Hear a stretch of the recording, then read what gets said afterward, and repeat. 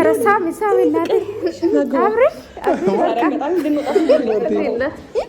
ጋይስ የነገን ልትወጡ ነበር ዳንክ የነገ ስጠብቅ እንግዲህ ጋይስ ነገ የሚመጣ ርብሻ ታይኝ ካሁኑ ጭራሽ አብረሽ ጭራሽ ኤርሜላ ጋይስ ሄድክ ትላንት ነገ ጦርነት በአብርሽ ቤት ጠብቁ። ጭራሽ ወሰድክ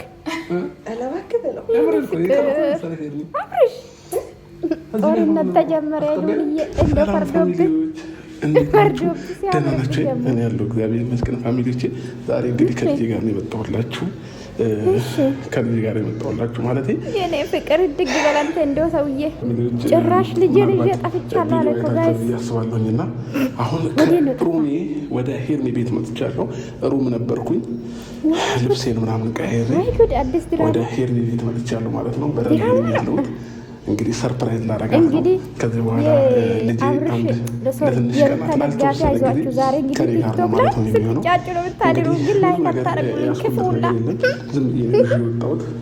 የነገ ጦርነት ታየ ጋይስ። ሩታ እንግዲህ ቀጥ ብላ ሄርሜላ ቤት ትሄዳለች። እንግዲህ ይመኑኝ የነገ ጦርነት ኧረ አዲስ ድራማ ተጀመረ ወዶቼ። ሩታ ቤት ብቻ አይደለም ሄርሜላ ቤትም ተለቋል። ጭራሽ አብርሽ ማለት ነው ባንደበቱ ምን አለ? ልጄን ይዤ ጠፍቻለሁ። የት ጠፋ አንተ? ከክፍለ ሀገር እኮ አልወጣም። እዛ ጎረቤት እኮ ናችሁ፣ ጎረቤት አማቾች ናችሁና ጭራሽ ሄርሜላ ቤት።